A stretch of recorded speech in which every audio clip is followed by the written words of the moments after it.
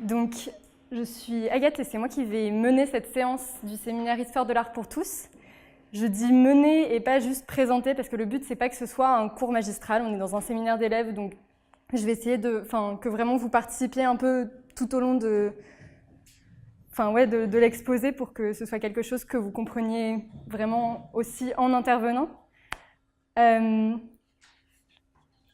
de commencer à parler donc de déshabillons les statues, je voudrais juste dire quelque chose, c'est que l'histoire de l'art,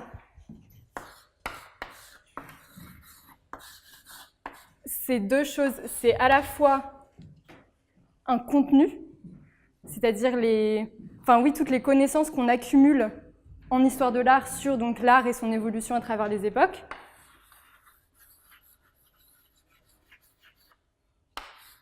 Et c'est en même temps une discipline, c'est-à-dire, c'est une science humaine, quoi, et donc un ensemble de méthodes et de concepts qui servent ensuite à élaborer ce contenu.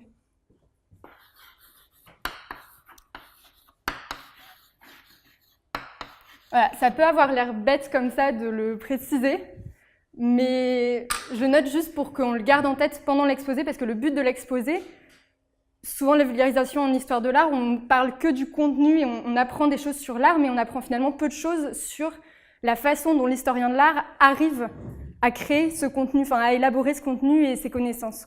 Et donc moi, j'aimerais bien vous faire découvrir à la fois, j'espère vous apprendre des choses sur l'art, mais vous faire découvrir aussi des choses sur la méthode de l'historien de l'art et la façon dont il travaille finalement.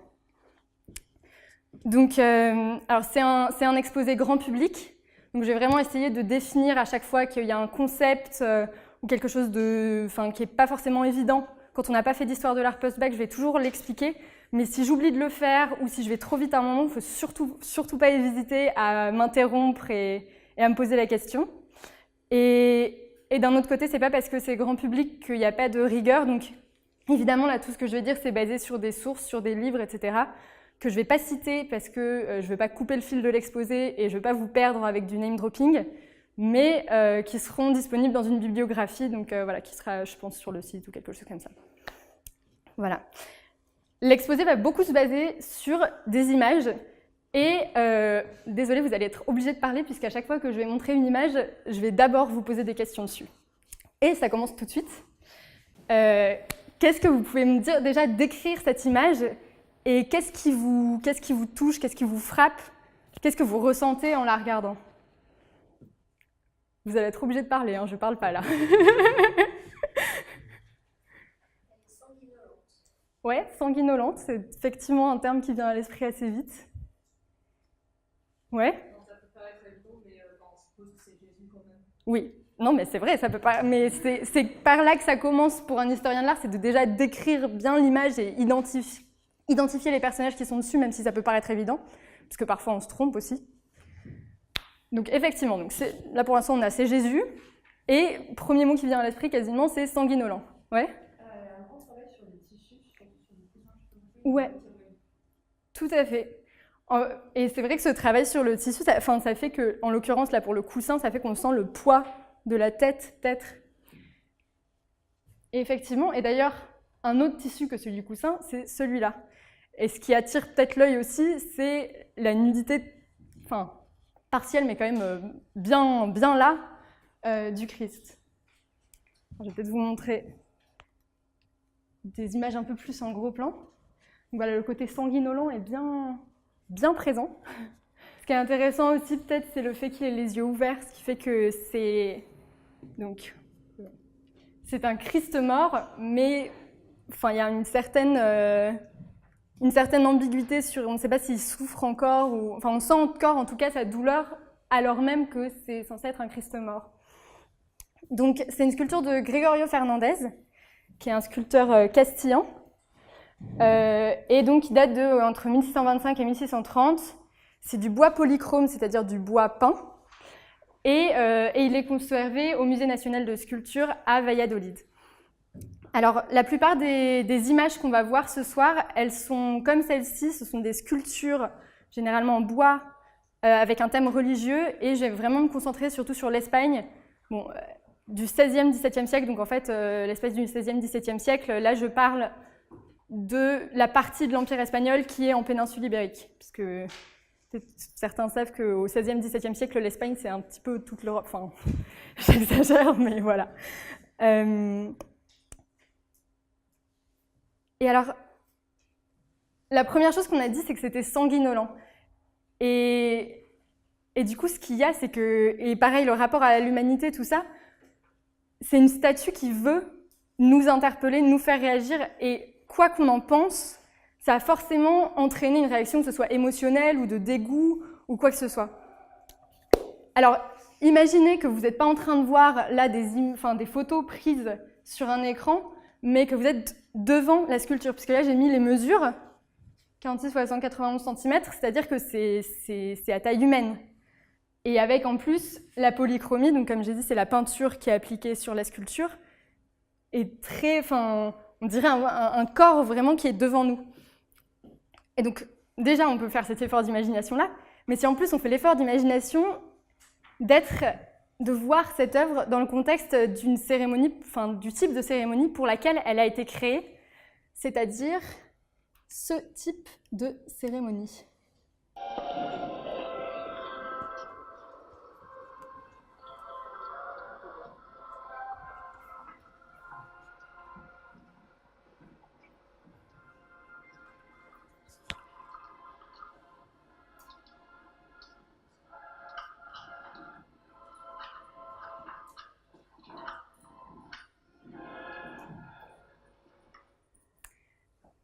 Donc, quels éléments peut-être, parce qu'on est peut-être un petit peu sans voix face à ça, donc si vous essayez de vous concentrer sur des éléments précis qui changent notre perception par rapport à voir l'œuvre dans un musée, qu'est-ce qu'il y aurait? Vraiment comme élément tout bête. La musique déjà, tout à fait. La musique déjà, qui change notre perception. Exactement. Ouais, la nuit et la lumière de manière générale, le fait que ce soit éclairé pas par des néons dans une salle de musée, mais par des chandelles, etc. au milieu de la nuit. Ouais, exactement. Alors là, quand même, je ne sais pas si vous remarquez, on a dit la musique, la lumière, enfin l'éclairage, le décor, on est sur quelque chose qui est déjà assez théâtral. Et qu'est-ce qui manque? Alors, et en plus du théâtre, on a peut-être aussi, avec les roses là qu'on voit, et peut-être de l'encens, un aspect, enfin, c'est aussi, c'est tous nos sens qui sont pris à partie finalement. On a aussi peut-être l'odeur, etc. Et c'est aussi surélevé, donc le point de vue, pareil, n'est pas le même. Et si on reste aussi dans l'idée du théâtre, on peut parler des acteurs, en un sens. C'est-à-dire que ceux qui portent le Christ, ceux qui sont en procession derrière lui, qui sont costumés en plus, littéralement, ils ont des costumes, sont comme des figurants ou des acteurs dans cette mise en scène. Et nous-mêmes, en tant que public, on peut être amené à être acteur, puisqu'il s'agit ici donc d'une procession. C'est la procession de la confrérie du Descendimiento. Les confréries, c'est des sortes de groupes religieux en Espagne.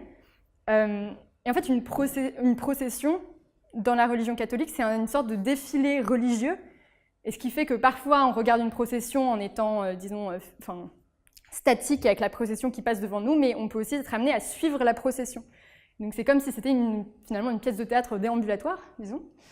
Voilà. Et les processions, en fait, c'est donc ces défilés qui commémorent généralement des événements ou des dates importantes de l'histoire catholique. Là, en l'occurrence, c'est le Jeudi Saint, donc le dernier repas du Christ, avant qu'il meure le jour suivant. Il ressuscite, ne vous inquiétez pas. Voilà. Et alors, vous allez me dire, ici, c'est une procession donc, qui a été faite en 2007 à Valladolid. Donc, quand je vous ai dit le type de cérémonie pour lequel ces statues ont été créées au XVIIe siècle, ce n'est pas tout à fait vrai, puisque évidemment, une procession au XVIIe siècle et une procession aujourd'hui n'est pas du tout pareil, n'a pas les mêmes codes forcément, etc. Donc là, cette vidéo que je vous ai montrée, ce n'est pas un document pour savoir comment étaient les processions à l'époque, c'est juste une façon de nous faire voir à quel point notre perception peut changer à partir de quelque chose comme ça. Mais il y a quand même un lien avec le XVIIe siècle, puisque la statue qu'il porte, qui est aussi un Christ mort, c'est une autre œuvre... Oula, non. Voilà. c'est une autre œuvre du même sculpteur, Gregorio Fernandez, qui a fait en fait beaucoup de versions du Christ mort. Donc, une version qui est antérieure, qui est entre 1609 et 1612, aussi en bois polychrome, et qui est conservée à l'église San Pablo de Valladolid. Donc celle-ci, elle est encore dans l'église. Est-ce que ça vous fait dire d'autres choses? Je ne sais pas, celle-ci. Quand on parlait du tissu. Là, vraiment, il y a un jeu. C'est pas juste le poids qu'on sent, c'est la douleur, puisqu'il agrippe finalement le tissu comme ça.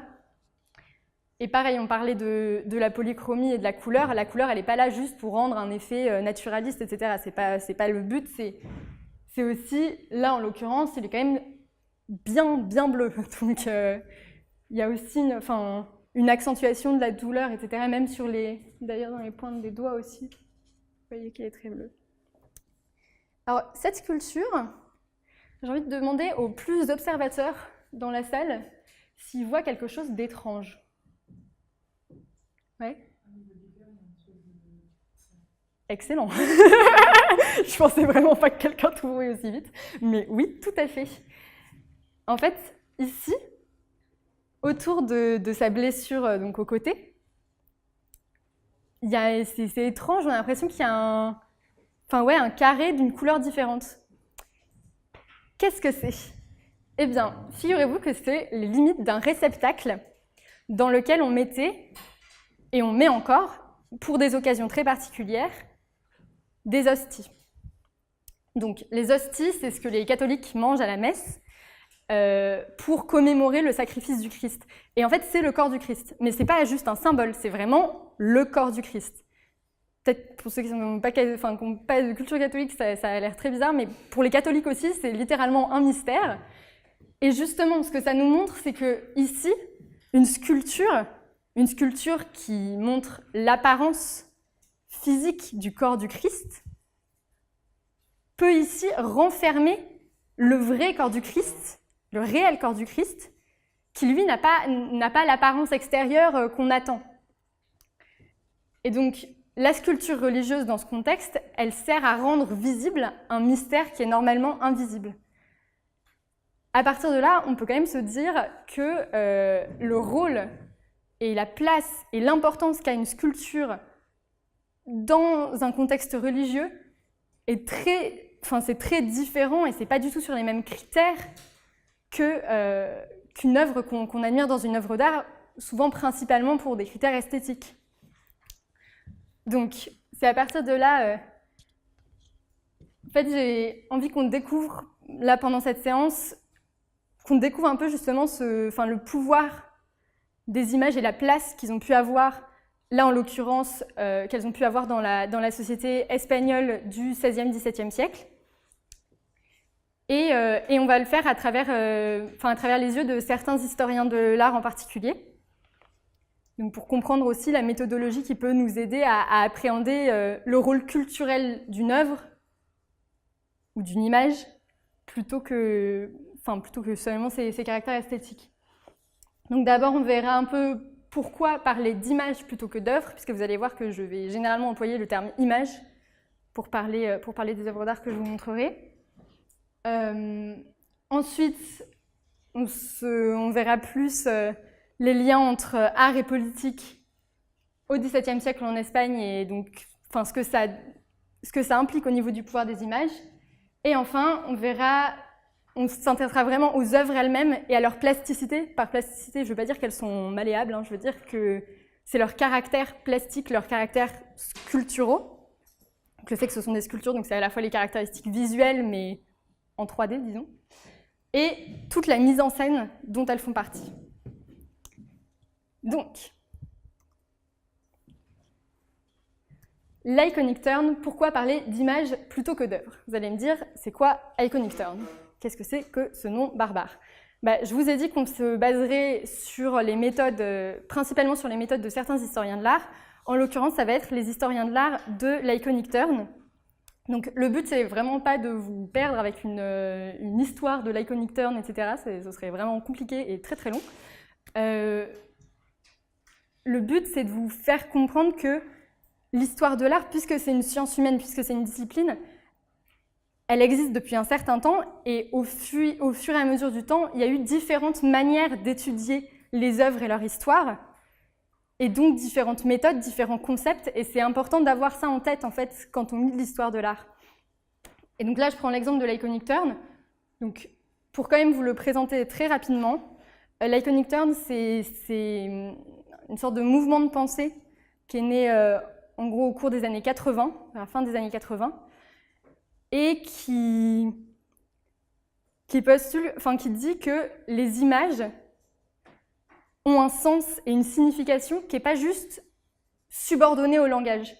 Ça veut dire que on peut comprendre, une image peut apporter du sens et pas juste en étant l'illustration d'un texte ou d'un discours. On connaît tous beaucoup d'images. Le Christ mort, c'est en quelque sorte une illustration de la Bible. Mais justement, les historiens de l'Iconic Turn, ils vont dire que ça ne se réduit pas à ça. Et que par ailleurs, c'est pas que des illustrations de textes, et qu'on ne les lit pas exactement comme un texte, parce qu'on a tendance souvent à vraiment lire les images comme si c'était des textes, juste en voyant des symboles, et ça veut dire ça, ça veut dire ça, etc. Alors qu'en fait, l'image communique quand même aussi d'une autre manière que le texte. Et donc, pour les historiens de la Iconic Turn, ça a deux conséquences. Déjà, d'ouvrir la théorie aux images, et de dire que les images ont quelque chose à apporter au domaine de la théorie, et de l'autre côté, de faire un peu éclater l'histoire de l'art finalement, puisque les gens qui font l'Iconic Turn, c'est pas que des historiens de l'art, c'est aussi des historiens, ça peut être des philosophes, etc. Et donc, ça peut aussi menacer l'histoire de l'art en quelque sorte, puisque ce que dit l'Iconic Turn, c'est que l'histoire de l'art, en disant que c'est l'œuvre d'art la catégorie importante, elle crée des frontières qui sont pas forcément pertinentes, puisqu'il y a beaucoup, les images au moment où elles étaient produites n'étaient pas forcément triées entre ça c'est une œuvre d'art, ça c'est pas une œuvre d'art, etc. Surtout à certaines périodes. Alors, avant d'aller plus loin, peut-être, là on parle de termes, mais sans vraiment les définir, comment vous définiriez simplement, c'est une question difficile, comment vous définiriez simplement œuvre d'art? Vraiment le plus simplement que vous pouvez. Donc, en craignant pas de faire des grosses simplifications. Ouais? Ouais, une création. La création... Ouais, de l'homme, et généralement d'un artiste, on dirait. Ouais. C'est ça, le résultat du travail d'un artiste. Ouais. Une création par définition singulière. Ouais, c'est ça, donc... Ouais. L'expression de la créativité. Waouh, ça va. En tout cas, on voit là que ce qui ressort, vraiment l'idée d'artiste est très importante dans notre définition aujourd'hui de l'œuvre d'art. Or, l'artiste, finalement, à part le monde gréco-romain, qui est un cas différent et qui a encore une autre histoire, mais ça existe vraiment depuis la Renaissance, et ça s'est vraiment affirmé, comme on le connaît aujourd'hui, avec le romantisme. Et donc, ce que disent beaucoup d'historiens de l'Iconic Turn, c'est que la catégorie d'œuvre d'art, elle a tendance à nous enfermer et à nous faire voir toutes les œuvres à travers le concept de l'artiste unique, singulier, créateur, et en gros les qualités esthétiques de l'œuvre aussi, souvent. Où là maintenant on n'a plus forcément cette vision-là parce que, avec la période contemporaine, etc., ça a un peu changé, mais pendant longtemps c'était vraiment ça, c'était une œuvre d'un artiste, la création d'un artiste et la création belle d'un artiste. Et donc, le fait de faire un peu exploser cette catégorie, ça permet de voir les œuvres différemment et peut-être d'apporter quelque chose de nouveau.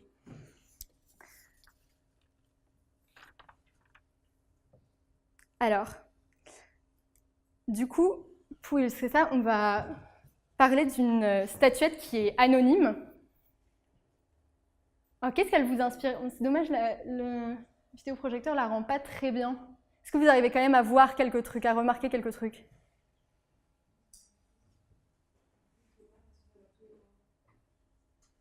Ah oui, ouais, on ne peut pas éteindre les...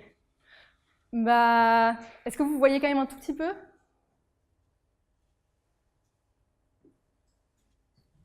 Au moins... Ah oui, mais en fait, ce que ça représente, c'est déjà marqué. Mais déjà, est-ce que vous arrivez quand même à voir un peu de la couleur? dorée. Bon, déjà un élément. Voilà, là vous ne voyez pas très bien, mais donc c'est la Vierge avec l'enfant. Effectivement, elle est dorée. Bon, du coup, on ne va pas trop pouvoir commenter l'œuvre parce que ça ne sert pas à grand-chose vu qu'on la voit très peu, là, en l'occurrence, comme elle est sombre. Donc, j'ai passé directement un peu à ce qu'on peut en tirer.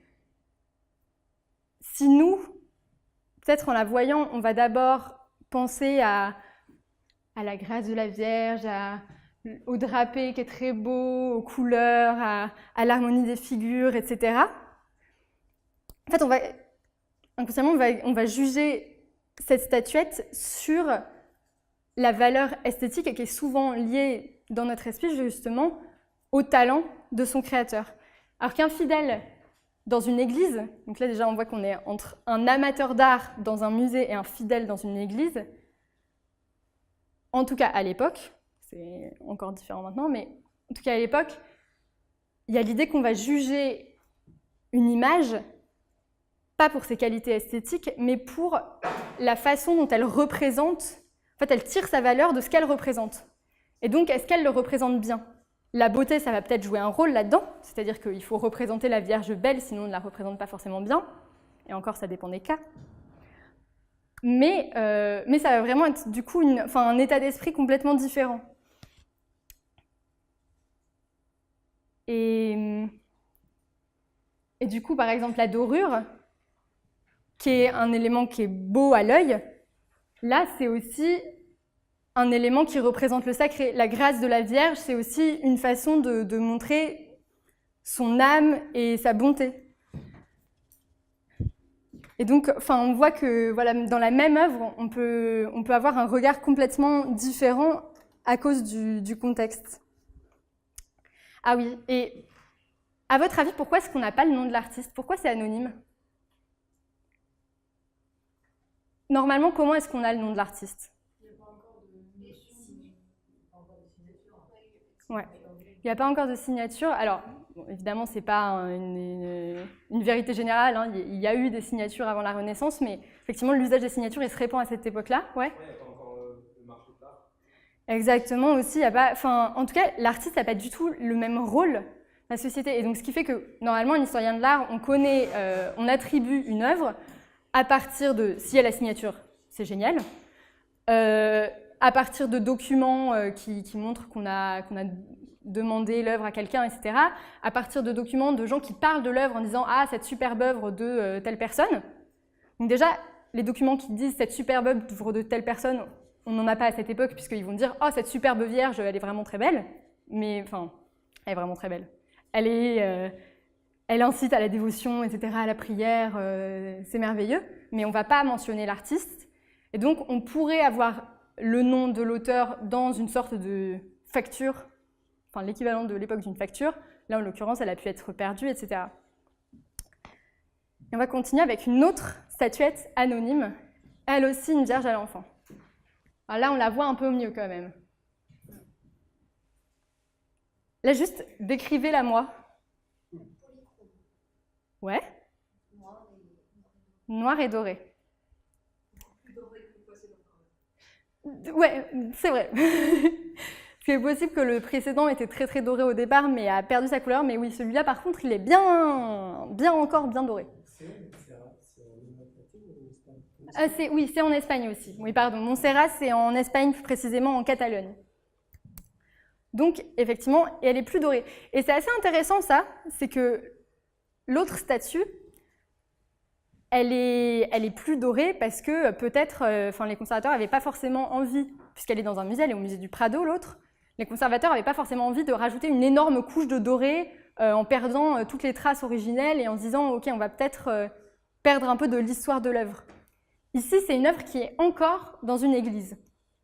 Alors, la Vierge de Montserrat, en fait, est très très connue en Espagne et en Amérique latine aussi.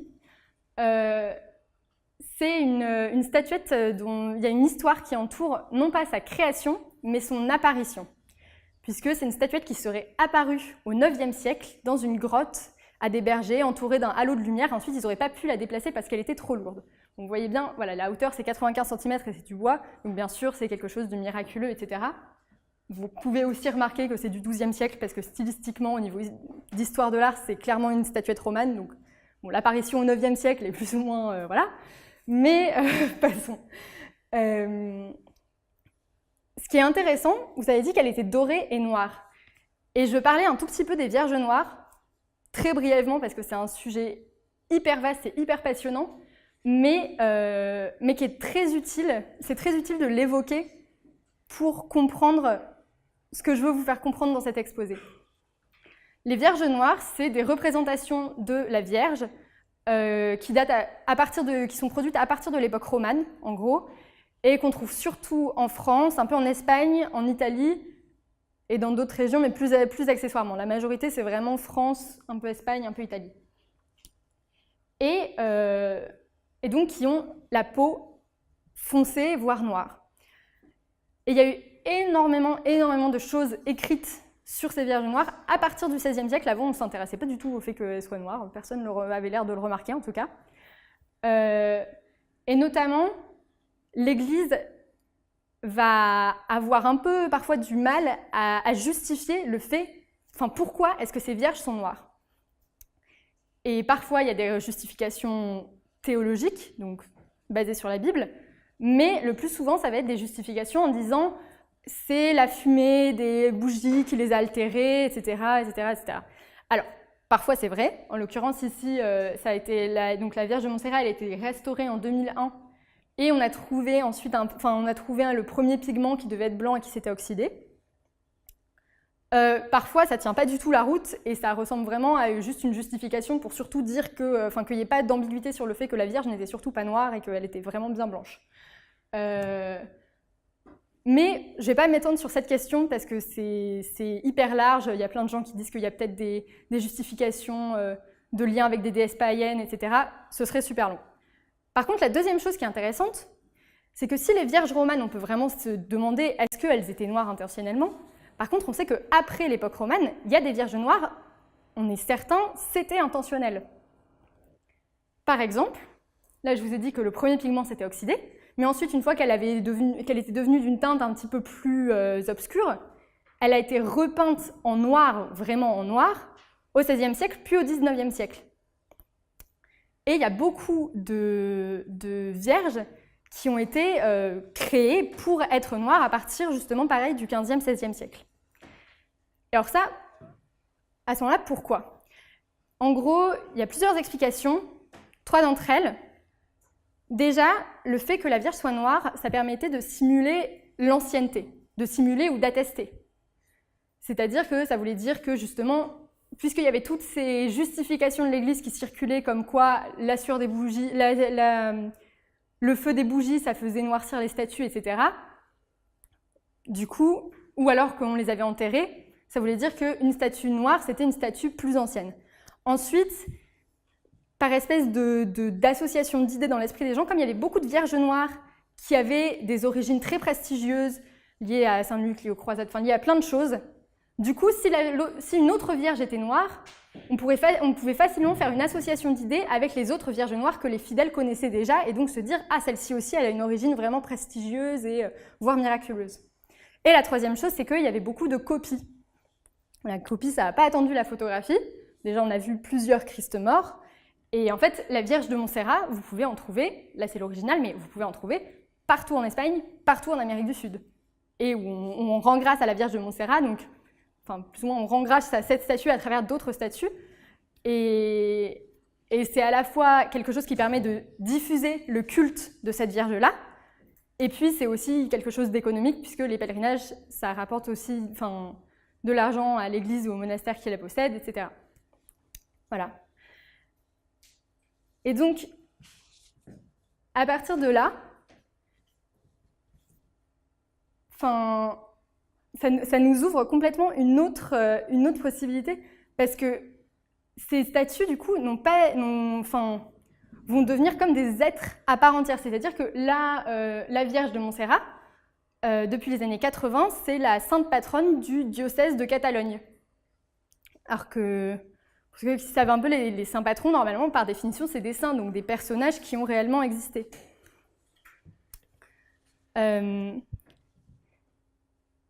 Et alors, une question qui peut avoir l'air bête, même qui est très très simple. Une origine miraculeuse, qu'est-ce que ça permet d'autre? Vraiment par A plus B. Si une statue a une origine miraculeuse, qu'est-ce qu'elle peut faire ensuite? Des miracles. C'était très bien, mais c'était vraiment simple. Donc, effectivement, une statue qui a une origine miraculeuse, par définition, elle peut faire des miracles. Enfin, pas par définition, mais disons que ça aide quand même dans l'esprit des gens.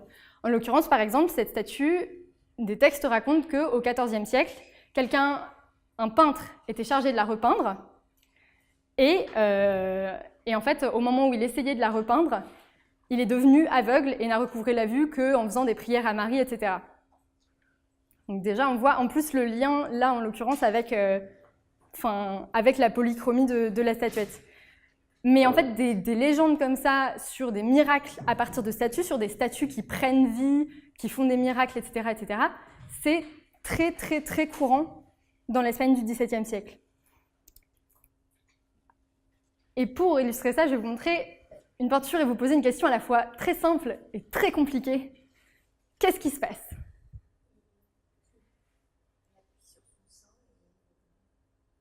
Ah, je pensais que les gens chercheraient un peu plus que ça, mais oui, tout à fait.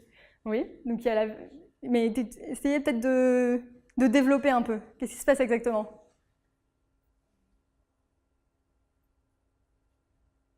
Allez. Qu'est-ce qui se passe dans cette statue? Tout bêtement, vraiment. Décrivez-la dans cette statue, pardon, dans cette peinture à force d'avoir des statues. On peut avoir l'impression de ça.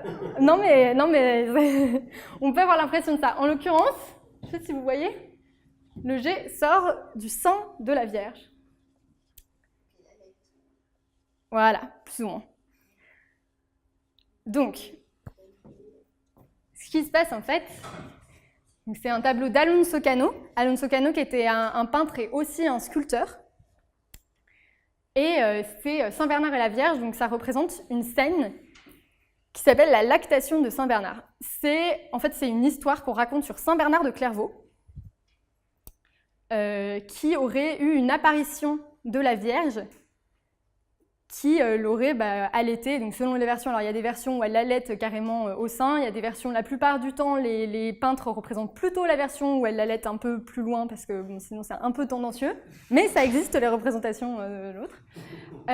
Et par ailleurs, dans les différentes versions, il y avait notamment une version qui disait que Saint Bernard, que c'était pas arrivé par une apparition, mais que ça s'était passé dans l'église de Châtillon-sur-Seine, et donc où Saint Bernard était devant une statue, et que c'est la statue qui s'est animée, et voilà.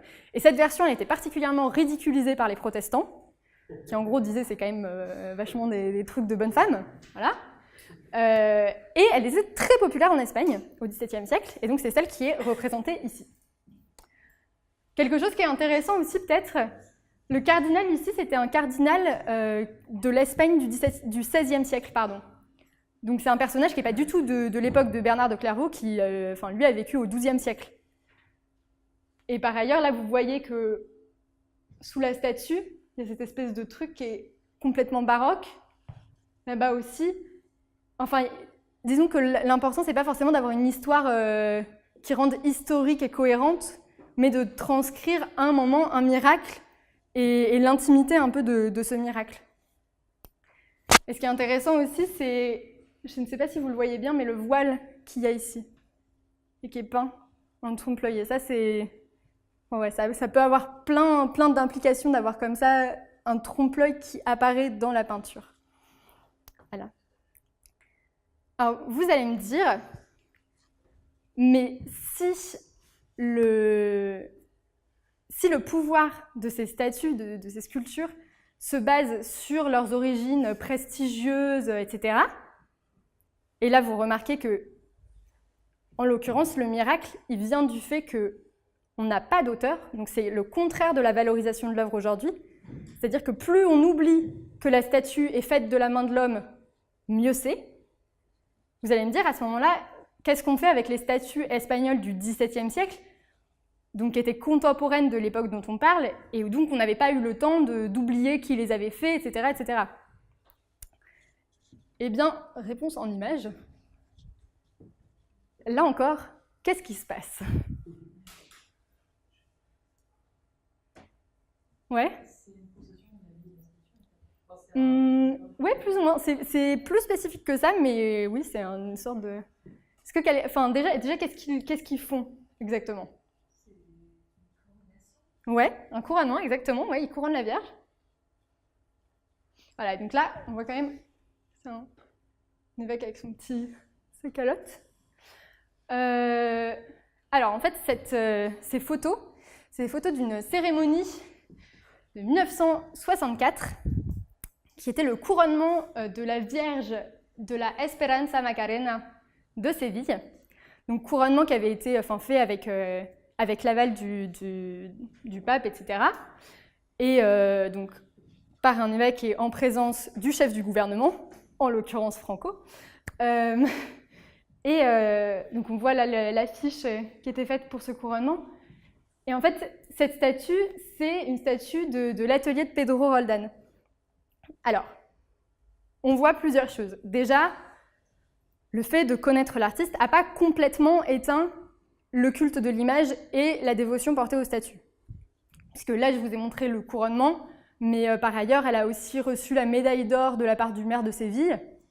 Quand je vous dis la confusion entre des statues et finalement des personnes. Et par ailleurs, il y a une restauration encore récente où ils ont dû se concentrer beaucoup sur les mains parce qu'en fait, elles étaient abîmées à force d'être baisées par les fidèles. Donc, d'une part, le culte des images ne s'est pas forcément arrêté au XVIIe siècle, même s'il a évolué, etc., etc. Et deuxième chose, on voit quand même que là, on connaît le nom de l'atelier. Et de fait, il y a eu des changements dans l'art religieux, même si le culte des images continuait, il y a quand même eu des changements et l'art s'est fait sa place aussi dans les images religieuses. Qu'est-ce qui s'est passé au niveau très très bête, au niveau religieux et culturel entre le Moyen-Âge et le XVIIe siècle? Vraiment le plus simple que vous pouvez penser. Entre le Moyen-Âge et le XVIIe siècle, il y a la Renaissance, tout à fait. Déjà, la Renaissance et au niveau religieux, la Réforme, tout à fait. Tout à fait, la Réforme protestante. Alors, donc déjà la Renaissance qui effectivement a quand même changé le statut de l'artiste et a fait que parfois, certaines images religieuses, c'est à la fois des images de dévotion et elles ont un peu le statut d'œuvre d'art quand même. Mais ça, on ne va pas en parler parce que c'est un sujet en soi et c'est assez compliqué. Et la Réforme. Alors, la Réforme, entre autres choses, elle prône un retour au texte de la Bible. Ceux qui connaissent un peu l'Ancien Testament. Dans l'Ancien Testament, des gens qui adorent une statue, ça vous rappelle quelque chose ou pas? Le veau d'or. Tout à fait. Et aussi, du coup, le deuxième commandement qui quand même interdit de faire des images, même si ensuite ça a été transcrit à idole, etc. Mais au départ, chez les Juifs, il y a vraiment un interdit de l'image. Et c'est pas juste dans les lois mosaïques, il y a d'autres moments où vraiment on interdit les images. Alors, le catholicisme, pour plein de raisons différentes, on a utilisé les images. Déjà parce que ça s'est répandu assez vite dans des territoires qui étaient païens, donc qui étaient habitués à vénérer des statues, à vénérer les dieux sous forme de statues, donc on ne pouvait pas complètement imposer comme ça une religion sans images, ça paraissait complètement bizarre. Et aussi parce que ça s'est développé avec l'Empire romain, et donc avec des codes visuels qui étaient déjà faits et sur lesquels le christianisme est arrivé un peu comme ça. Mais ça ne veut pas dire que la question de l'image n'a pas été problématique pendant quasiment tout le christianisme. Et donc, il y a eu plusieurs périodes de ce qu'on appelle l'iconoclasme, c'est-à-dire de destruction organisée des images. Et en l'occurrence, pendant la Réforme protestante, il y a eu plusieurs épisodes d'iconoclasme. C'est-à-dire de protestants qui détruisaient les images catholiques. Alors, il faut savoir quand même que les protestants pouvaient détruire parfois les images catholiques, mais ce n'était pas forcément pour dire qu'il ne fallait plus qu'il y ait aucune image. Il y a plusieurs mouvements protestants qui acceptent l'usage des images, etc. C'était déjà parce que symboliquement, détruire une image, c'est porter atteinte à l'autorité qui l'a placée là, en l'occurrence l'Église catholique romaine.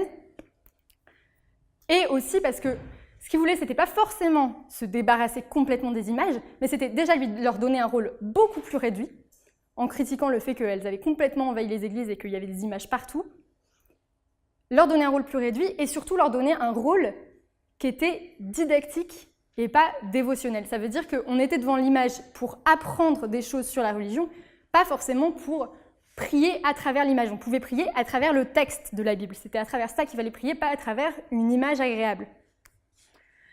Et donc, en fait, le catholicisme, il va devoir répondre à la crise qu'est la réforme protestante. Il va le faire à travers le Concile de Trente. Et pendant la dernière session du Concile de Trente en 1563, en gros, c'est la session où on a mis tous les sujets qui fâchaient. Tous les sujets un petit peu compliqués, tout ça, on les a vraiment laissés bien pour la fin. Et donc, notamment, la question des images. Donc, en 1563, ça aboutit au décret sur l'invocation et la vénération, non, sur l'invocation, la vénération et les reliques des saints et sur les saintes images. Qu'est-ce qu'ils font dans ce décret? Déjà, ils justifient vraiment l'utilisation des images et ils défendent les images. Et ils défendent aussi le culte des saints.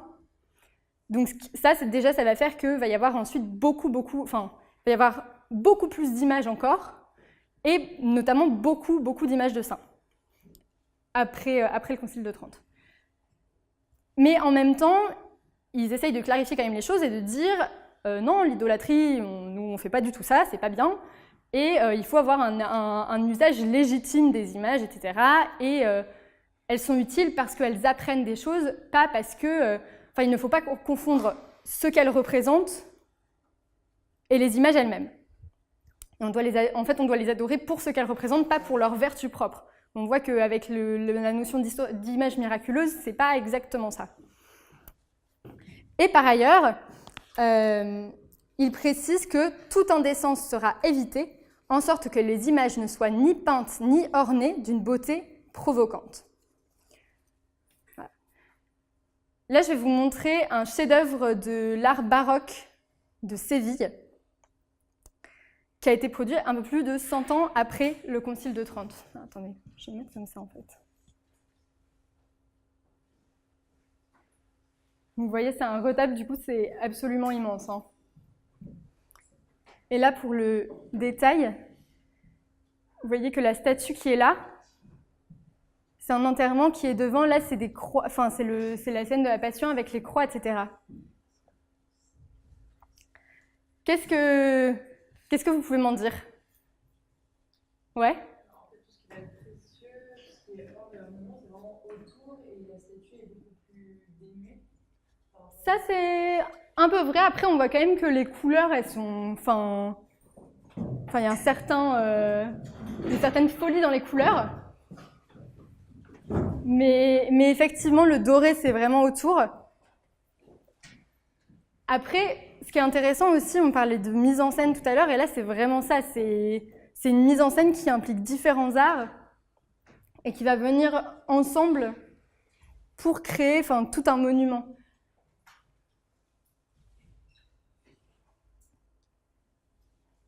Mais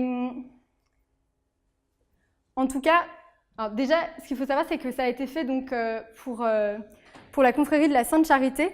C'était une confrérie qui s'occupait notamment d'enterrer les condamnés à mort. Donc on peut comprendre pourquoi est-ce qu'ils avaient choisi ce thème-là pour l'autel, puisque c'est l'enterrement du Christ qui, techniquement, était un condamné à mort. Et ce qu'on remarque, et d'ailleurs c'est fait avec les règles de l'ordre, c'est-à-dire qu'il y avait deux frères qui étaient censés porter la tête et les bras et le donner au frère supérieur, etc. C'est vraiment comme si c'était l'enterrement du Christ fait avec les règles de la confrérie d'aujourd'hui, sachant que les règles de la confrérie d'aujourd'hui s'inspirent sur celles de l'enterrement du Christ, etc. Mais en tout cas, ce qu'on remarque aussi, c'est que toute beauté provocante, ça n'a pas non plus été appliqué au pied de la lettre. Et c'est ça que je veux vous faire un peu comprendre, c'est que c'est pas parce qu'on a un décret qui vient d'un concile qu'il va être exactement appliqué par les artistes. Les liens entre la politique religieuse et l'art, ils sont hyper complexes et on ne peut pas juste les réduire à ça. Et par ailleurs, ce qui est assez intéressant, c'est de voir que les plus grandes entorses à l'esprit du Concile de Trente, elles n'ont pas forcément été faites dans les images elles-mêmes, mais plutôt dans l'usage qu'on en faisait. Et on voit d'ailleurs là-dedans qu'en fait, il y avait des répressions ou des censures, etc., mais elles ne pouvaient pas toujours vraiment endiguer ce que c'était une religion populaire. Par exemple, il y avait le cardinal de Séville, il avait essayé de réduire l'usage des images mobiles pendant les processions, donc des images qui bougeaient seules, on en parlera un petit peu plus tard. Et ça n'a absolument pas réussi parce que c'était une pratique beaucoup trop populaire et beaucoup trop ancrée pour qu'on l'arrête comme ça juste avec un traité. Mais ce qu'on voit aussi, c'est que c'est l'importance du document pour l'historien de l'art. C'est-à-dire que là, on étudie un document, le décret, qu'il ne faut pas prendre au pied de la lettre parce que ce n'est pas un document qui a été écrit pour que plus tard on se fasse une idée claire et précise de l'époque. C'est un document qui a été fait avec des buts à cette époque-là. Et le but, en l'occurrence, c'était de répondre théoriquement très fermement aux protestants, en disant « non, nous, on ne fait pas d'idolâtrie », mais en même temps de laisser en fait un peu de liberté en restant flou, parce qu'on savait que le catholicisme, c'était beaucoup de dévotion populaire qui, en fait, n'était pas très très loin de l'idolâtrie. Donc il fallait répondre en disant « non, on ne fait pas de l'idolâtrie », mais en même temps, on parle de légitime usage des images, d'abus, d'usage illégitime, mais on ne définit jamais aucun de ces termes. Et donc, finalement, ça laisse des zones de flou qui permettent quand même à la religion de continuer à être ce qu'elle est. Et donc, enfin, on va parler de la plasticité, donc du caractère plastique, du côté sculptural des œuvres, et de la mise en scène à laquelle ils participent. Alors, puisqu'on a parlé, là en fait jusque-là on s'est un peu concentré, surtout sur les histoires qui entourent les œuvres et qui font leur pouvoir, mais leur pouvoir il vient aussi de la façon dont elles sont faites elles-mêmes. On va commencer par cette œuvre-là. Qu'est-ce que ça vous inspire? Déjà, décrivez-la moi.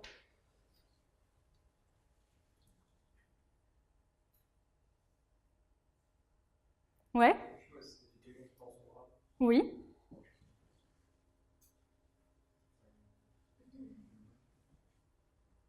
Ouais, c'est quelqu'un qui tend son bras. Est-ce que ça vous ressentez quelque chose? Après, c'est peut-être dur de ressentir vu qu'on ne voit pas très bien, mais... Non? Ouais, il tient quelque chose. Mais déjà plus que... Donc déjà, maintenant, on sait ce qu'il fait. Il tient quelque chose, il tient un livre d'un côté, et ici, quelque chose de non identifié. Mais est-ce que vous voyez... Ouais, mais en fait, on voit très mal.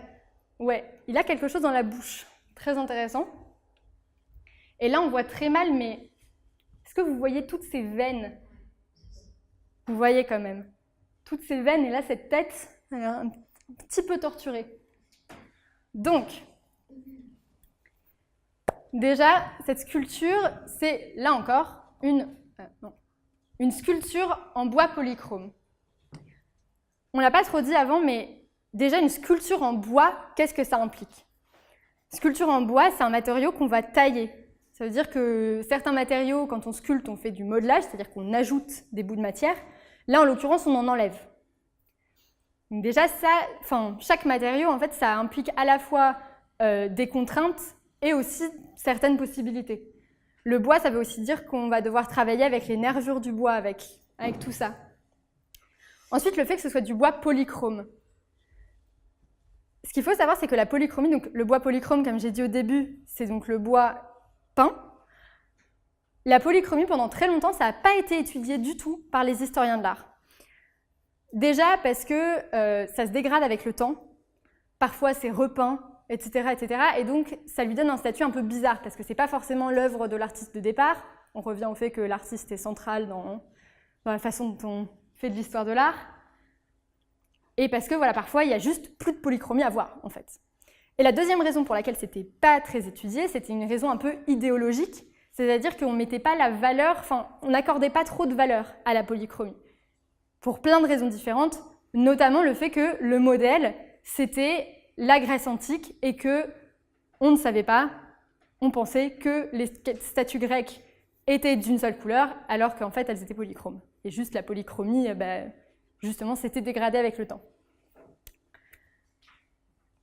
Et par ailleurs, ce qui est intéressant, c'est la façon dont c'est sculpté. On parlait au tout début du drapé, et là, les plis, ils donnent vraiment l'impression que le saint est en train d'avancer, d'autant plus qu'il a la main, justement, en avant. Alors, en l'occurrence, il tenait avant quelque chose qui a ensuite été enlevé, c'est un ostensoir. L'ostensoir, c'est là où on met l'hostie. Vous vous souvenez, au début, on a un peu parlé de ce que c'était une hostie et de ce que ça représentait. Ça, c'est intéressant aussi parce que le fait que l'hostie, ce soit le réel corps du Christ, c'était quelque chose qui a été contesté par les protestants. Donc la mettre comme ça à l'avant d'une statue et la mettre en avant comme ça avait du sens aussi. On a aussi dit qu'il avait quelque chose dans la bouche. Alors, en l'occurrence, ce saint, c'est San Ramon Nonato. Donc c'était un saint de l'ordre de la Merci. Et l'ordre de la Merci, c'était un ordre qui s'occupait du rachat des captifs en Afrique du Nord. Donc en gros, des captifs qui étaient aux mains des musulmans, etc. Et quand on n'avait pas d'argent pour les racheter, il fallait se mettre captifs à leur place pour qu'ils soient libérés. Donc c'est ce que San Ramon Nonato a fait. Il aurait ensuite converti plusieurs des personnes qu'il tenait captifs, et pour l'empêcher de convertir plus de monde, on lui aurait ouvert en fait les lèvres avec un fer chaud, quoi, et en mettant un cadenas dedans, ce qui n'est pas très sympa. Voilà, d'où le petit truc qui ressemble à un gros. Ensuite, il a été libéré et il est revenu à Rome, donc il a une mosette de cardinal, parce qu'il a été nommé cardinal ensuite. Ouais, donc, vous voyez qu'il y a à la fois des détails, un peu des symboles qui nous permettent d'identifier le saint et son histoire, mais ça ne doit pas nous arrêter ça ne doit pas nous empêcher de voir visuellement ce que ça fait et la façon dont le travail du matériau lui-même nous transmet un sentiment. Et vraiment, le mouvement est hyper important ici. On voit aussi ses pieds comme ça.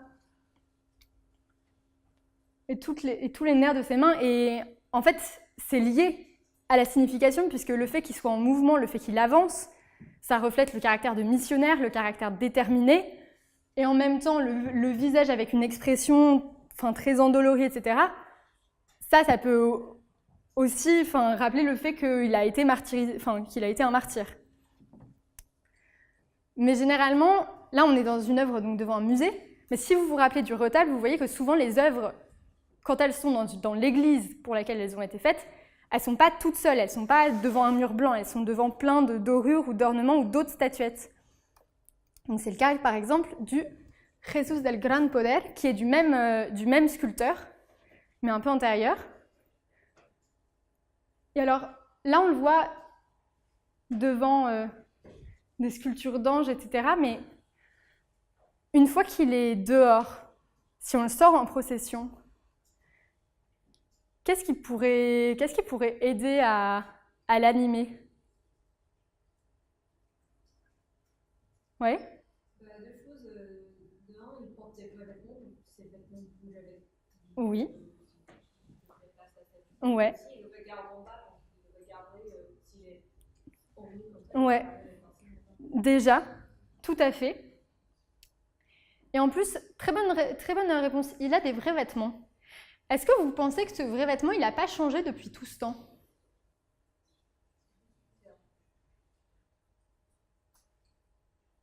Là, j'ai posé une question très bête, mais s'il y a une statue qui est comme ça, comment je fais pour lui enlever son vêtement, pour la changer de vêtement? Elle bouge. C'est une statue articulée, tout comme la Esperanza Macarena qu'on avait vue avant. D'ailleurs, je vais vous montrer, puisque là, vous voyez que ses bras ont bougé. il n'a plus les bras dans la même position. Là, il était comme ça, et maintenant, il porte sa croix. Donc le fait que les articulations des statues bougent, ça permet déjà de changer leurs vêtements, et ça permet de les mettre dans des situations, dans les situations de la vie du Christ qui vont être représentées pendant les processions. Donc là, en l'occurrence, c'est une procession de Vendredi Saint. Donc la fraternité del Gran Poder, elle a plusieurs images. Aujourd'hui, elle en a 3, donc la Vierge, Saint Jean et le Christ, qui font défiler dans les rues de Séville. Oui ? Est-ce qu'à l'époque, ils arrivaient à...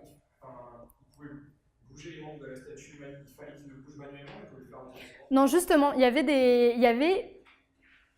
des systèmes qui permettaient que les statues bougent, bon, très peu, mais automatiquement. Et en fait, ça donnait lieu justement à cette mise en scène, c'est-à-dire que là, c'est une procession d'aujourd'hui, mais à l'époque, on pouvait se rencontrer beaucoup de statues sur une même place, donc une même confrérie, et ça donnait des véritables, ce qu'on appellerait aujourd'hui des performances ou des tableaux vivants, c'est-à-dire que, par exemple, Saint Jean levait le doigt pour montrer le Christ à la Vierge enfouissait sa tête dans ses mains, Jésus faisait un signe de bénédiction, etc. etc. Et donc ça, c'est très intéressant parce qu'on a parlé de théâtre au début et on est vraiment dans du théâtre ici. À votre avis, qu'est-ce que ça permet au niveau religieux d'avoir des scènes comme ça ? Déjà complètement d'imaginer un texte que tout le monde ne peut pas comprendre. Et en fait, ça sert aussi, dans le cadre d'une cérémonie, c'est comme une réactualisation, c'est-à-dire qu'on rend à nouveau réel et présent un épisode finalement là du Nouveau Testament qu'on est censé réactualiser en tant que fidèle. Et alors, là, je vous ai montré surtout des images... Ah non, attendez, d'abord, je vais vous montrer quand même... Alors, là, celle-ci, c'est...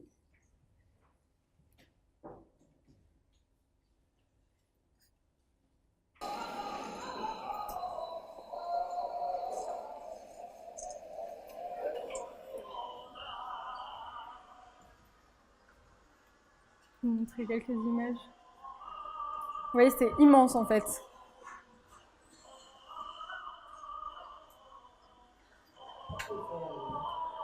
De quoi ? Très bonne question. En l'occurrence, toutes les processions ne se passent pas de nuit. C'est aussi qu'il y a des processions pendant la journée. Après, c'est le plus souvent la nuit. Bon, déjà, je suppose, parce que pendant la Semaine Sainte, c'est aussi parfois des jours qui sont pas forcément fériés, donc c'est à la fin de la journée. Mais je pense que ça doit aussi avoir parfois des... en l'occurrence, pour le Vendredi Saint, c'est le soir de la mort du Christ. Mais c'est vrai que souvent en France, on le fait à 15h. J'hésite entre les autorités décident que c'est plus tard et en fait à Séville, ici, les processions, elles commencent à 3h de l'après-midi. Donc je pense que c'est aussi que les vidéos qu'on trouve sur YouTube, etc., les choses qui sont le plus impressionnantes à voir, étant donné les lumières, c'est ce qui se passe la nuit. Et donc, c'est ce qu'on trouve le plus là dans les sources que j'ai faites et aussi ce qui est le plus parlant pour vous. Et surtout, celle-ci.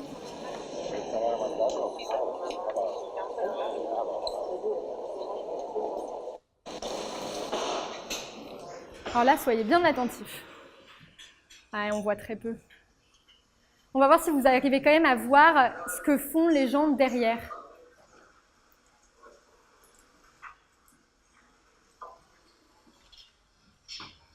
Est-ce que vous voyez ce que c'est, ces choses là qui se balancent? Tout à fait. Tout à fait, c'est des croix. Vous avez vu la statue, on parle toujours de la même, hein. C'est celle-ci. Donc, la statue est portée par des gens et les gens qui les suivent portent des croix. Exactement, ils imitent. En tout cas, là, il y a aussi une autre notion d'image, puisque là, ils essayent d'être à l'image du Christ. C'est-à-dire que, à la fois, enfin ce genre de cérémonie, non seulement on voit le Christ porter sa croix, mais on ressent le portement de croix soi-même en portant la croix derrière le Christ qui porte sa croix, qui est porté par d'autres personnes.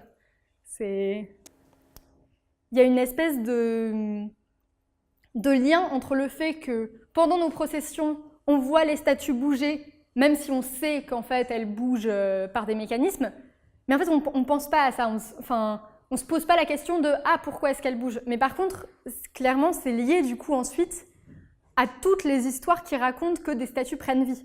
Et ça, il y en a énormément au XVIIe siècle, donc effectivement, ouais, il y a carrément un lien. Oula.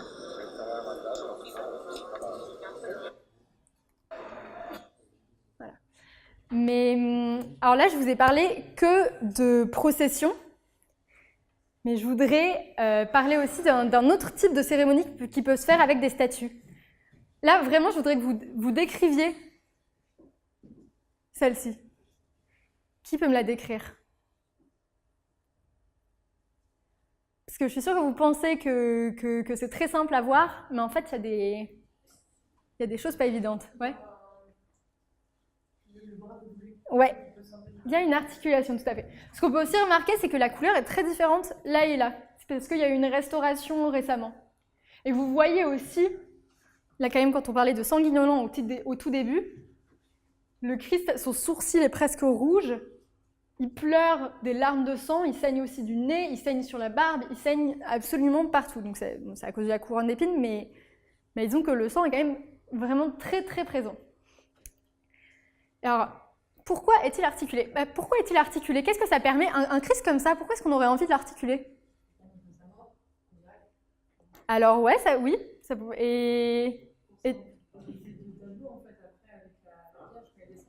exactement, pour le faire descendre en fait.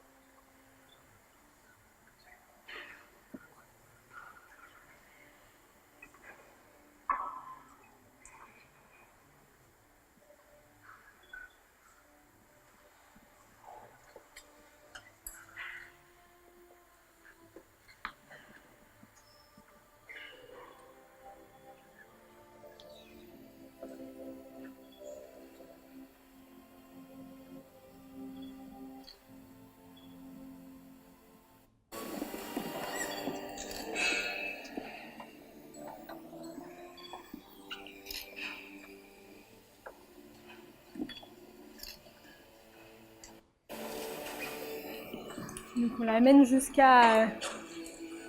Et là, vous vous souvenez du Christ gisant qu'on avait vu au début? On retourne au début, c'est-à-dire que là, le Christ va être posé dans son cercueil à la Blanche-Neige et va pouvoir ensuite être amené en procession.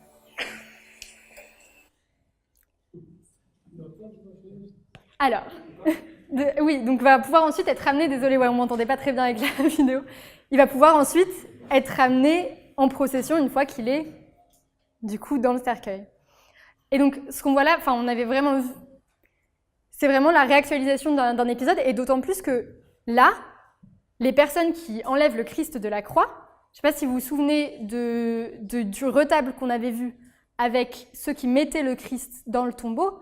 Les personnages qui mettent le Christ dans le tombeau, c'est des personnages très connus de l'histoire sainte. Voilà, c'est Saint Joseph d'Arimathie, c'est Saint Nicodème. Et donc là, les fidèles prennent le rôle de ces saints-là. En fait, c'est comme si le théâtre religieux, ça existait depuis très longtemps, ça existait déjà au Moyen-Âge. Et en fait, les statues, les sculptures en Espagne, elles jouaient un espèce de rôle de... Ce serait comme des acteurs déjà là, dans ce théâtre religieux, et qui permettent de communiquer avec le divin plus facilement. Alors, pour finir l'exposé, j'aimerais bien qu'on parle ensemble d'une dernière œuvre, pour vous montrer un peu aussi la diversité qu'il y a, puisque là, je vous ai montré que des œuvres, quasiment que des œuvres, il y avait aussi le retable, mais comportant procession, qui sont de grand format et qui sont en bois polychrome. ici, cette œuvre, c'est une œuvre de petit format et qui n'est pas en bois, qui est en terre cuite. Est-ce que vous pouvez déjà la décrire, essayer de savoir ce que c'est, me dire ce que vous ressentez, ce qui vous frappe?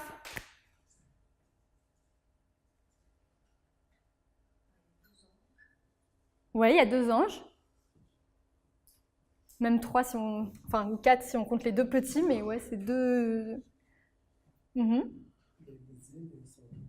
Ouais, les ailes sont avec beaucoup de couleurs. Donc déjà, oui, c'est pas exactement la même... Enfin, c'est aussi au XVIIe siècle, mais c'est plus tard. Ouais, il y a une personne mourante. C'est une femme, ouais, pardon. Alors, c'est pas loin, c'est vraiment pas loin de cette image-là. Enfin, ça ressemble beaucoup enfin, même aux Assomptions de Marie, etc. Mais c'est pas Marie en l'occurrence. C'est pas religieux. Les cheveux, c'est Marie-Madeleine. Non, c'est religieux. Mais ça aurait pu. Non, mais c'est très intéressant ça parce que le fait que ce soit un petit format, c'est pour quel type d'endroit si c'est un petit format? Voilà. C'est pour un usage privé. C'est-à-dire que c'est pas une sculpture qui est mise... Bon, on a vu qu'il y avait aussi des petits formats dans les églises, mais c'est plutôt du type quasiment de la relique quand il y a des statuettes de vierges. Ici, c'est une statuette aussi qui est très belle, qui est très bien composée. Et donc, c'est pour un usage privé. Donc ça, c'est déjà pour vous montrer un petit peu que après la Renaissance, il y a quand même eu des évolutions dans l'image religieuse et qu'il y a pu avoir parfois des espèces de compromis entre les valeurs artistiques on va faire quelque chose de joli, de plaisant, etc. Et puis pour l'œil du collectionneur d'art éduqué, et l'usage de dévotion et de prier devant sa statue. Qu'est-ce qui peut vous marquer d'autre, peut-être? Ouais? Très belle coiffure. Il y a des bons coiffeurs. C'est vrai. Les anges ont un brushing particulièrement... j'aime beaucoup. C'est vrai. Non, c'est une très très belle statuette. Alors... Oui, pardon, il y avait... Oui, voilà, je vais y venir. Alors Marie-Madeleine, c'est une sainte qui suivait Jésus et qui, selon toutes les versions, dans les différents évangiles et ensuite dans les autres écrits qui ont été faits à partir de là, on lui a attribué plein de choses, notamment qu'elle aurait pu être une prostituée convertie qui ensuite suivait Jésus, etc. En tout cas, ce qu'on sait, c'est qu'elle a fini sa vie en ermite, et donc on la représente souvent avec les cheveux très longs, et aussi pour représenter qu'elle a renoncé aux richesses matérielles. Et la mort de Sainte Marie-Madeleine, elle est assez représentée, et ici, en l'occurrence, ce qui est intéressant, puisque quelqu'un a dit que c'était une femme mourante, mais c'est que dans la façon dont on titre le tableau aujourd'hui, on n'est pas sûr de si ça représente la mort de Sainte Marie-Madeleine ou l'extase de Sainte Marie-Madeleine. L'extase, c'est un moment religieux, disons, où une personne s'unit avec Dieu, plus ou moins, a une expérience de contact direct avec le divin. Et au XVIIe siècle, en Espagne, les mystiques qui racontaient des extases, c'était très populaire et très... Enfin, leurs livres, c'était globalement les best-sellers de l'époque. Et c'est assez intéressant de voir cette... on avait vu au tout début le Christ mort qui était en même temps réveillé. Et ici, on ne sait pas justement si elle est en extase ou si elle est vraiment mourante. Et est-ce que ça, ceux qui ont fait un peu d'histoire de l'art, est-ce que ça vous rappelle quelque chose, un ange avec une femme en extase? L'extase de Berlin. Tout à fait. Donc, je vais vraiment pas rentrer dans l'extase du Berlin parce que sinon on est reparti pour 3 heures. C'était juste pour vous montrer l'image et pour vous laisser quelque chose à chercher chez vous. Mais Sainte Thérèse, c'est une sainte espagnole qui, comme beaucoup de saints espagnols, dont Ramon Nonato qu'on avait vu, Ramon Nonato, il a été canonisé en 1657. Puis il a été canonisé, il est devenu saint. Canonisé, ça veut dire devenir saint, après la sculpture. Ici, en l'occurrence, Sainte Thérèse elle avait été faite sainte en 1622, donc un peu avant la sculpture. Mais voilà, ça vous laisse quelque chose à chercher. Donc j'espère que vous avez apprécié l'exposé et que ça vous rend curieux d'en lire et d'en voir plus sur l'Iconic Turn ou sur la peinture, la sculpture espagnole du XVIe, XVIIe siècle. Il faut savoir que j'ai vraiment pas parlé de tout. C'est-à-dire que, par exemple, dans la sculpture espagnole, voilà, j'ai très peu parlé des petits formats, j'ai pas du tout parlé de sculpture non religieuse, alors qu'il y en a un peu. Et du côté de l'Iconic Turn, j'ai parlé juste de ce qu'on pouvait dire au niveau religieux, mais il y a aussi plein de choses intéressantes sur l'étude des différents médiums artistiques entre la gravure, la peinture, la sculpture, etc. Puisque dire image plutôt qu'œuvre d'art, ça permet de ne pas dire qu'il y a des sous-arts. Et enfin, là, c'est une méthodologie que je vous ai montrée. Donc, vous avez vu que j'ai très peu parlé, par exemple, des écoles régionales, du fait que c'était l'école sévillane, l'école castillane, etc. C'est pas que c'est pas important. Et pareil, j'ai très peu parlé des artistes eux-mêmes. C'est pas du tout que c'est pas important ou que ou que c'est nul. C'est vraiment juste que je voulais vous montrer là une façon de faire l'histoire de l'art qui est différente, mais ça veut pas dire qu'on peut se passer complètement d'autres façons de faire de l'histoire de l'art. C'était vraiment juste pour vous montrer que l'histoire de l'art, c'est pas réductible à une histoire des grands noms d'artistes, des styles, et c'est tout. C'est aussi une histoire qui est culturelle et une histoire qu'on peut étudier comme ça. Maintenant, peut-être si vous avez des questions ou des remarques pour finir. Oui ?